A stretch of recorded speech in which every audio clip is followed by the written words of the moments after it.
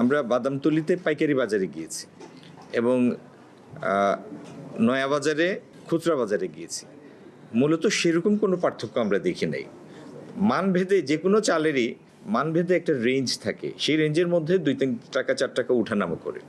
তা আমরা যেটা পেয়েছি সেটা হলো মূল্য স্থিতিশীল আছে, সরবরাহ পরিস্থিতিও স্থিতিশীল আছে। আর নতুন চাল ওঠার কারণে নতুন এবং পুরাতনের মধ্যে একই ক্যাটাগরির, কিন্তু নতুন এবং পুরাতনের মধ্যে একটা পার্থক্য থাকে মূল্যের, এটি স্বাভাবিক।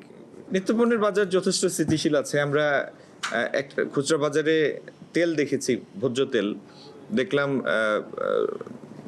মানে ব্র্যান্ডগুলির সরবরাহ পরিস্থিতিও ভালো আছে, মূল্য স্থিতিশীল। আর একটি জিনিস আপনাদের বলতে পারি যে প্রতিদিন অনেকগুলি সংস্থার মাধ্যমে আমরা প্রতিদিনের মূল্য তালিকা যাচাই করি, প্রতিদিনের অনেকগুলি বাজারের। তো মূল্য পরিস্থিতি আল্লাহ মেহেরবান যথেষ্ট স্থিতিশীল আছে, সরবরাহ পরিস্থিতিও ভালো আছে। আমার পাশে খাদ্য প্রতিমন্ত্রী মহোদয় আছেন। আমাদের হাতে যে মজুদ আছে চাল গমের, সেটি আল্লাহর রহমতে যথেষ্ট সন্তোষজনক। কখনো যদি আমাদের কাছে মনে হয় যে না, আমাদের মজুদ থেকে বাজারে কিছু সরবরাহ আনা দরকার, কখনো যদি এরকম প্রতীয়মান হয় অবস্থা ভেদে, তাহলে তৎক্ষণাৎ আমরা সেই গভর্নমেন্টের তরফ থেকে সেটুক ইন্টারভেনশন করব। কিন্তু এই মুহূর্তে সেরকম কোনো পরিস্থিতি নাই। গত রোজার পর থেকে আমাদের খাদ্যপণ্যের মূল্য আপনারা কারো বলার দরকার নাই, আপনারা নিজেরাই আপনাদের প্রতিদিন, আপনারা তো গণমাধ্যমের ভাই বোনেরা, প্রতিদিন আপনাদের ইলেকট্রনিক মিডিয়া অথবা সংবাদপত্রে প্রতিদিন আপনাদের খবর বের হয়, মূল্য থাকে। আপনি 2-3 মাস 4 মাস আগের মূল্যের সাথে এখনকার মূল্য নিজেই যাচাই করেন, অথবা আগের বছরের মূল্যের সাথে এই বছরের মূল্য যাচাই করেন। খাদ্যপণ্যের মূল্য যথেষ্ট স্থিতিশীল আছে।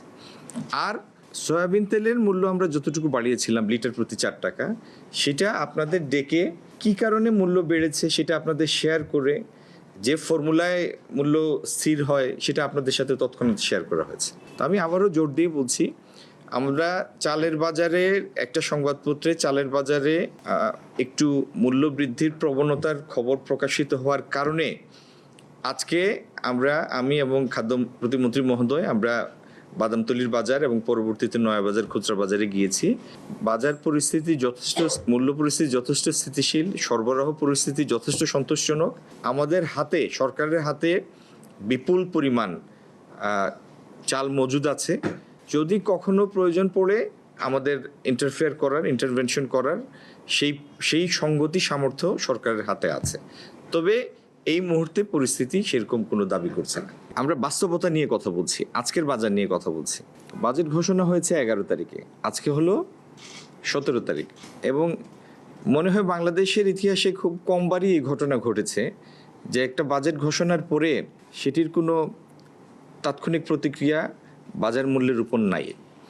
তার কারণ হলো সরবরাহ পরিস্থিতিটা যথেষ্ট স্থিতিশীল, যে কারণেই কারো পক্ষে এটা ম্যানিপুলেট করাটাও সম্ভব না। তো আমি আপনাদের সহযোগিতা চাই, যেন আপনাদের সবার সহযোগিতায় দ্রব্যমূল্য পরিস্থিতি, সরবরাহ পরিস্থিতি,